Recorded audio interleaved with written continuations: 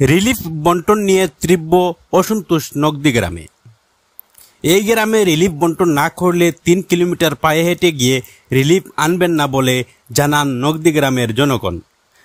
প্রতি বন্যায় বরাক ও জাঠিঙ্গা নদীর জলে প্লাবিত হয় চেসরিজিপির নগদিগ্রাম এলাকা, কিন্তু এবারের বন্যায় বেশ ক্ষতিগ্রস্ত নগদিগ্রামের মানুষ।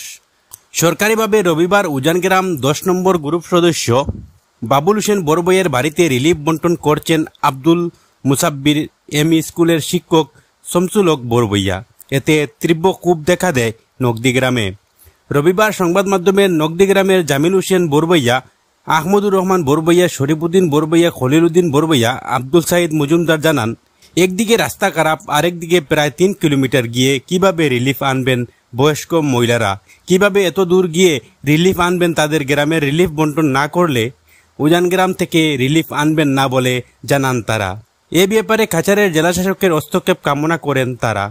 এদিন অন্যান্যদের মধ্যে উপস্থিত ছিলেন ফয়জুল রহমান লস্কর, আলিমউদ্দিন বড়বইয়া, নজমুল হক মজুমদার, নুরুদ্দিন বড়বইয়া, মনিরুদ্দিন বড়বইয়া, সুনাজুল আলী বড়বইয়া, ইফজুর রহমান বড়বইয়া।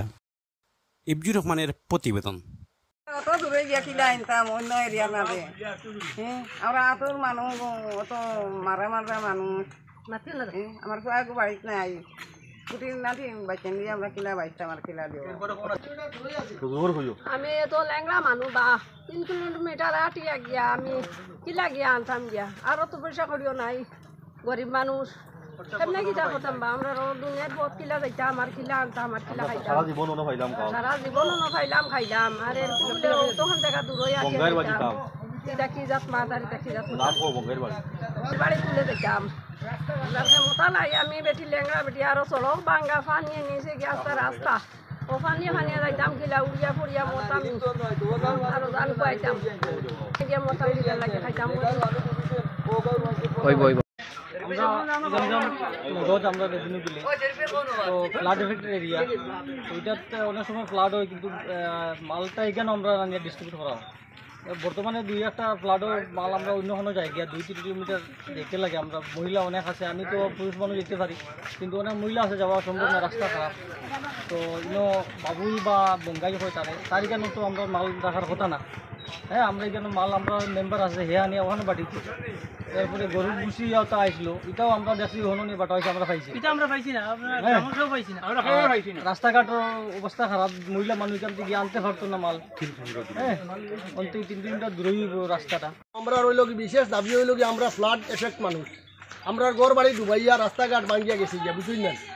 এখন সরকারে কিছু রিলিফ দিছি আমরা। এখন আমরা এখান উজানগ্রাম নগদ 2টা জোয়া আছে, আমরা এখান নগদ গ্রাম উজানগ্রামের লাস্ট মাথা হইল গিয়া হনো নিয়া বঙ্গাইয়া তার বাড়ি নিয়ে রিলিফ বাটে। আমরা ওখান থেকে ফোন করিয়া কইছে যে আমরা গিয়া রিলিফ ফোন থেকে আনতাম। কিন্তু আমরা ইনো রাস্তায় গু ভাঙ্গিয়া গেছে কি যাওয়া বড় অসুবিধা, বুঝুন না। 3 কিলোমিটার হইব তার বাড়ি পর্যন্ত। আমরা কইছি আমরা নগদগ্রাম থেকে খেয়েও যাইতাম না গিয়া, রিলিফ আনতাম না গিয়া। যদি আমরা এখানে নগদগ্রাম ফাটাইয়া দেওয়া হয় রিলিফটি আমরা গ্রহণ করবো আর না, আমরা গ্রহণ করতাম পারতাম না। আমরা ইনো বহুত মানুষ আছি, আমরা 8 নম্বর গ্রুপের সারা মানুষ 100 পরিবার আছি আমরা, বুঝুন না। ও তো হইল আমার বক্তব্য। আমরা এই নগদগ্রামের রিলিফটা যাও নেওয়া হয়েছে উজানগ্রাম, তখন আমরা এখানোর 8 নম্বর নগদগ্রাম 8 নম্বর গ্রুপ মেম্বারে তখন হয়েছে যে আমরা রিলিফটা এখানো 150 পরিবার আসুন, 150 করে রিলিফটা দেওয়া হয়ে যাও। তখন না দিয়া বঙ্গাইয়ে তার বাড়ি তুইয়া গেছে, এটা নিয়ে উজানগ্রাম রাখা হয়েছে। এইখানটা কি মানুষ প্রায় 3 কিলোমিটার জায়গা হাঁটিয়া গিয়া রিলিফটা আনা সম্ভব না, রাস্তাঘাটও খুবই খারাপ। আপনার দাবি হলো আমরা রিলিফটা নিয়ে আমরা গ্রামও দিবার লাগে, 8 নম্বর গ্রুপও যে কোনো মতে ফসাই দিবার লাগে, আমরা এখান থেকে গ্রহণ করবো।